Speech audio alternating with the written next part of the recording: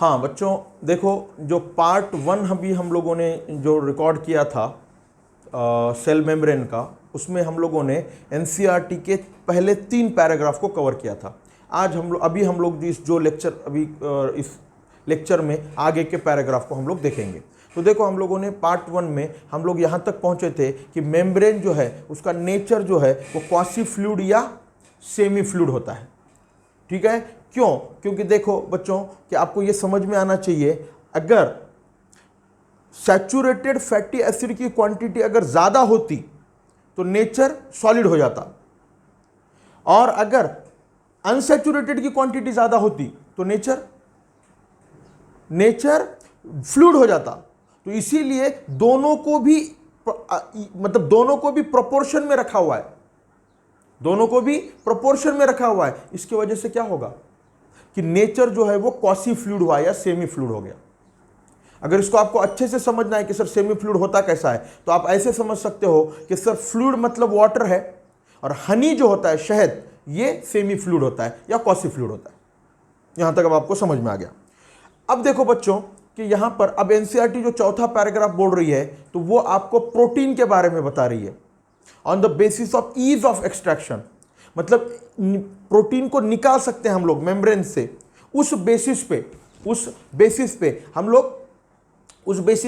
हम लोग प्रोटीन के 2 पार्ट, मतलब प्रोटीन को 2 कैटेगरी में डिवाइड करते हैं। वो कैसा करते हैं अभी हम लोग देखेंगे। उससे पहले आपको ये बात समझ में आनी चाहिए बच्चों कि जो मॉडल आपको सेल मेम्ब्रेन का पढ़ना है यहां पर, वो है फ्लूइड मोज़ेक मॉडल।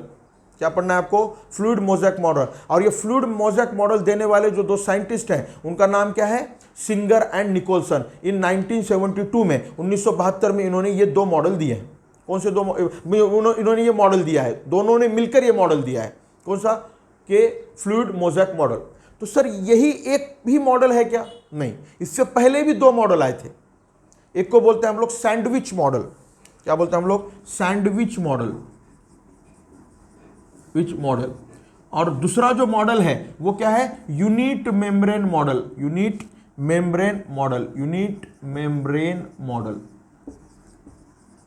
तो 2 मॉडल समझ में आए बच्चों? पहला मॉडल क्या बोला मैंने? Sandwich model. और दूसरा क्या मॉडल है? Unit membrane model. तो ये जो सैंडविच मॉडल है, ये देने वाले जो साइंटिस्ट है वो डैनेली और डॉसन है। इन्होंने क्या बोला कि ये जो मेम्ब्रेन है, मतलब कि ये जो फॉस्फोलिपिड की बाइलेयर है, इस फॉस्फोलिपिड के बाइलेयर के दोनों साइड में यहां पर क्या प्रेजेंट है? प्रोटीन प्रेजेंट है। ऐसे बोला उन्होंने। क्या प्रेजेंट है? प्रोटीन प्रेजेंट है। तो देखो ना, अभी आप अगर कोई सैंडविच खाते हो तो क्या देखते हैं हम लोग? ऊपर ब्रेड, नीचे ब्रेड, और बीच में उसका मसाला भरा हुआ होता है। तो वैसे ही ये ऊपर प्रोटीन, नीचे प्रोटीन और बीच में भरा हुआ मसाला, तो सैंडविच। इसीलिए इसका नाम सैंडविच मॉडल रखा हुआ है। ठीक है, उसी तरह से अगर यूनिट मेम्ब्रेन मॉडल की अगर बात करेंगे तो ये भी मॉडल डैनियली और डॉसन की तरह ही था, लेकिन यहां पर उन्होंने एक एडिशनल बात बताई। वो क्या है अभी मैं बताता हूं। अभी आपको देखो, यूनिट मेम्ब्रेन मॉडल देने वाले साइंटिस्ट रॉबर्टसन है, और सैंडविच मॉडल देने वाले साइंटिस्ट डैनियली और डॉसन है। गौर से सुनो, इन्होंने बोला कि मेम्ब्रेन जो है, मतलब आउटर साइड में प्रोटीन है और इनर साइड में भी प्रोटीन है, और बीच में जो है ना वो लिपिड है। तो ये बोला सैंडविच मॉडल में डैनियली और डॉसन ने। तो डैनियली एंड डॉसन ने जो बोला, तो इससे एक बात तो पता चल गई कि फॉस्फोलिपिड की लेयर होती है, ये तो बात पता चल गई। लेकिन डैनियली और डॉसन को यह पूछा गया कि अगर कोई मॉलिक्यूल, अगर कोई हाइड्रोफिलिक चीज अगर अंदर जाना चाहती है तो वो कैसे जाएगी सेल के अंदर? क्योंकि बाहर तो प्रोटीन है और अंदर लिपिड है और फिर बाहर प्रोटीन है। तो ये बात डैनियली और डॉसन समझा नहीं पाए। डैनियली डॉसन ये समझा नहीं पाए। उसी तरह से यूनिट मेम्ब्रेन मॉडल जो रॉबर्टसन ने दिया हुआ है, उन्होंने ये बोला कि जितने सेल मेम्ब्रेन जैसी है वैसे ही अंदर के जो मेम्ब्रेन है, ऑर्गेनल की जो मेम्ब्रेन है, वो भी सेम ऐसी है। मतलब ऑर्गेनल की मेम्ब्रेन भी ऐसी है, इसीलिए तो उसका नाम रखा है यूनिट मेम्ब्रेन मॉडल। सब जगह की मेम्ब्रेन एक जैसी है, यूनिट है, एक जैसी है। लेकिन फिर यूनिट मेम्ब्रेन मॉडल देने वाले जो रॉबर्टसन है, उनको पूछा गया कि आप ये बताओ, जो आंसर डैनियली और डॉसन नहीं दे पाए, आप वो आंसर दे सकते हैं क्या कि जो हाइड्रोफिलिक चीज है वो अंदर कैसे जा सकती है? तो ये भी उन्होंने बोला कि ये आंसर जैसा ये बोल रहे हैं अरेंजमेंट डैनियली डॉसन, उसी तरह से अरेंजमेंट होगा। ऐसा बोलकर ये चुप हो गए। इसका मतलब क्या हुआ कि इन्होंने उस मॉडल के थ्रू, मतलब कि कैसे चीजें अंदर बाहर जा रही है इसके बारे में नहीं बताया।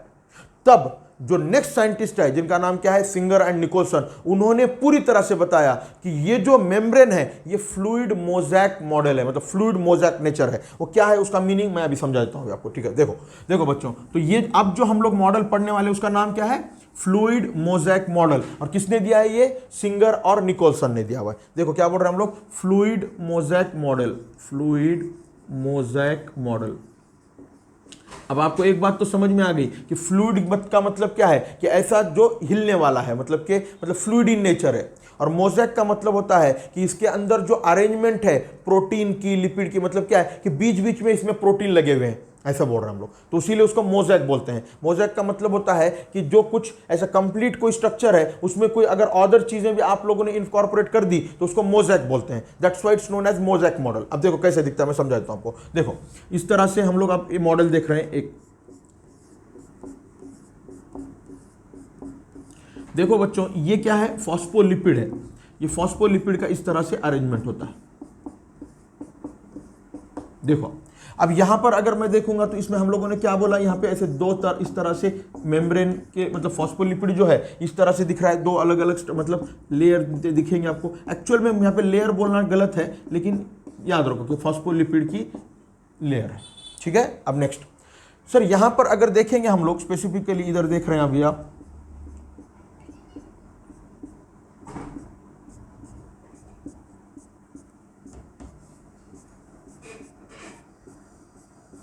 देखो अभी बच्चों गौर से सुनिए, अभी बहुत इंपॉर्टेंट बातें समझाने वाला हूं। अभी ये जो है ना, ये फॉस्फोलिपिड है।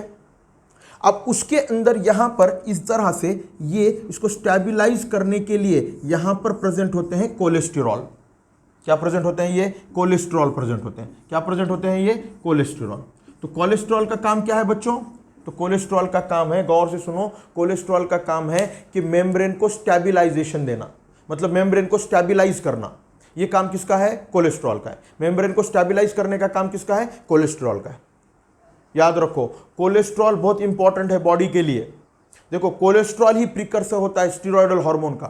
बॉडी के अंदर जितने भी स्टेरॉयडल हार्मोन बनते हैं वो सबका प्रीकर्सर कौन है, कोलेस्ट्रॉल है।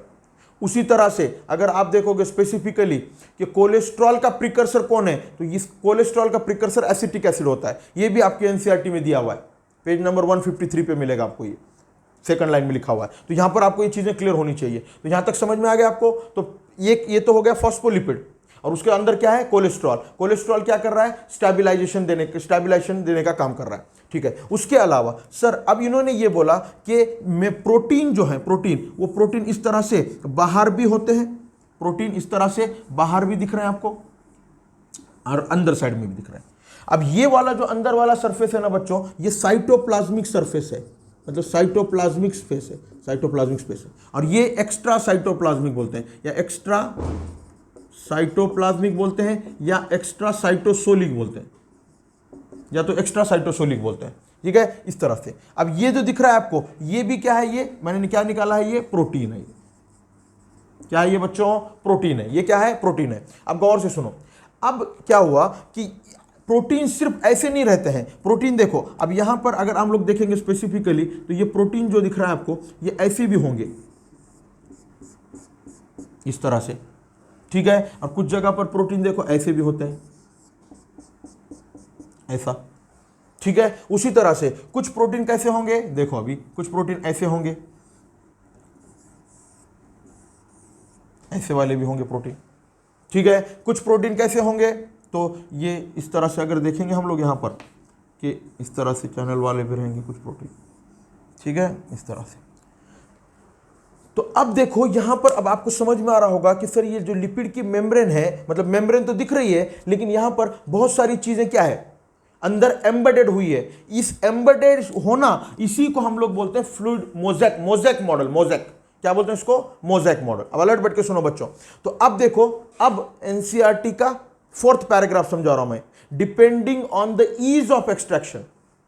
अब देखो इस मॉडल को देखकर समझो, कि निकालने के तरीके से हम लोग प्रोटीन को प्रोटीन के मेम्ब्रेन से मतलब मेम्ब्रेन से प्रोटीन को निकालने के तरीके से हम लोग प्रोटीन को दो तरह से डिवाइड कर सकते हैं। एक तो बोलते हैं पेरिफेरल प्रोटीन या बोलते हैं इंटीग्रल प्रोटीन। पेरिफेरल प्रोटीन या इंटीग्रल प्रोटीन। अब इंटीग्रल प्रोटीन के फिर दो टाइप हैं बच्चों, एक है पार्शियली एम्बेडेड और एक कंप्लीटली एम्बेडेड। तो एनसीईआरटी कंप्लीटली नहीं बोल रहा है, एनसीईआरटी टोटली वर्ड यूज कर रहा है। तो टोटली एम्बेडेड ये वाले और पार्शियली एम्बेडेड।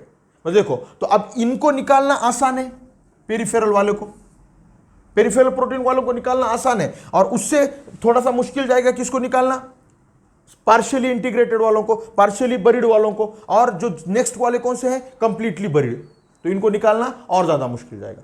तो जो कंप्लीटली बरीड प्रोटीन है, जो टोटली बरीड प्रोटीन है, जो इंटीग्रल प्रोटीन है, उन्हीं इंटीग्रल प्रोटीन को हम लोग क्या बोलते हैं, चैनल बोलते हैं, या पंप प्रोटीन बोलते हैं, या टनल प्रोटीन बोलते हैं। तो अब आपको समझ में आ रहा होगा कि ये फ्लूइड मोज़ेक मॉडल क्यों बोला गया है इसको। और एक बात याद रखो बच्चों बहुत अच्छे से, अगर आप कंसंट्रेशन से देखोगे तो आपको समझ में आएगा कि सर जब भी कभी हम लोग मेम्ब्रेन को देखेंगे तो अब सर आपने दो बातें बताई है, मतलब कि कंपोजिशन जब बताया आपने तो आपने तीन चीज़ें बताई थी, प्रोटीन, कार्बोहाइड्रेट और लिपिड। सर मेम्ब्रेन का जो है उसमें आपने सिर्फ प्रोटीन और लिपिड की बात की है, तो सर कार्बोहाइड्रेट कहाँ पर है। तो याद रखो हमेशा कार्बोहाइड्रेट जो है ना वो एक्सटर्नल साइड में अटैच होगा। कहां पर अटैच होगा, एक्सटर्नल साइड से अटैच होगा। अगर ये कार्बोहाइड्रेट एक्सटर्नल साइड से अटैच है और अगर वो लिपिड से या तो किससे अटैच होगा, लिपिड से अटैच होगा, या तो प्रोटीन से अटैच होगा।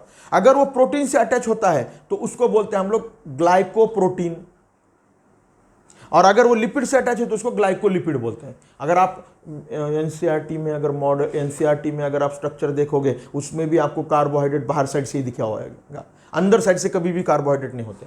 अंदर साइड से और डिफरेंट टाइप के प्रोटीन प्रेजेंट होते हैं, जैसा कि स्पेक्ट्रिन वगैरह प्रोटीन अंदर साइड से प्रेजेंट होते हैं।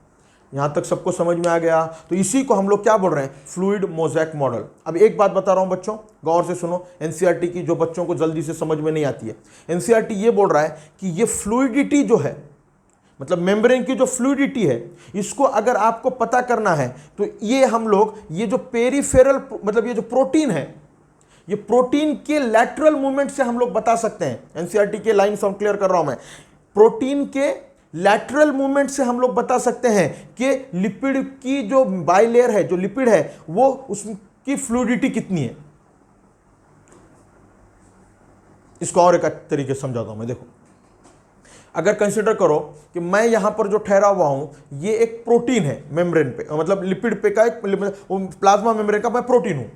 अगर मैं फास्ट साइड में जा रहा हूं तो फ्लूइडिटी ज्यादा है मेम्ब्रेन की, अगर मैं स्लोली जा रहा हूं तो फ्लूइडिटी कम है। ये बोलना चाह रहा है एनसीईआरटी। तो अगर आपको फ्लूइडिटी पता करनी है मेम्ब्रेन की कितनी है, तो आप किसको देखकर पता कर सकते हो, उसमें प्रेजेंट रहने वाले प्रोटीन को। प्रोटीन को देखो आप लोग, प्रोटीन जो जा रहा है, जिस स्पीड से जा रहा है, अगर ज्यादा स्पीड से जा रहा है तो फ्लूइडिटी ज्यादा, अगर वो कम स्पीड से जा रहा है तो फ्लूइडिटी कम। ये बोलना चाह रहा है एनसीईआरटी। और आपका ये फ्लूइड मोज़ेक मॉडल यहां पर मैंने बहुत अच्छे से आपको समझा दिया है।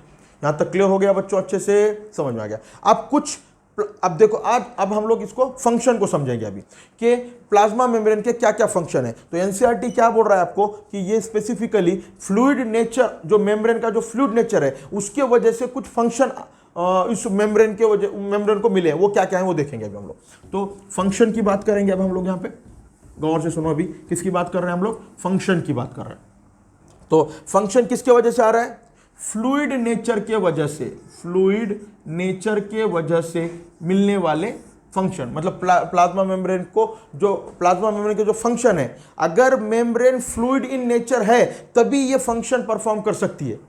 अगर प्लाज्मा मेम्ब्रेन के पास अगर फ्लूइडिटी ना हो तो ये फंक्शन परफॉर्म नहीं हो सकते। तो उसमें पहला फंक्शन क्या है बच्चों, देखो पहला फंक्शन है सेल ग्रोथ। पहला फंक्शन क्या है, सेल ग्रोथ।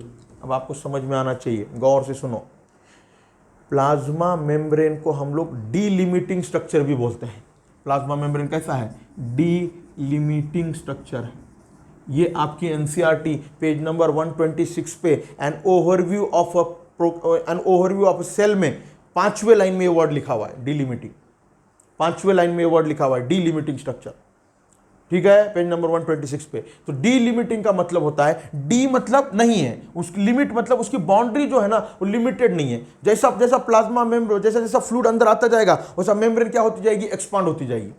देखो ना, अगर इतनी सेल है, अगर इसके अंदर चीजें अगर ऐड होती जा रही हैं तो ये बड़ी बन जाएगी इस तरह से।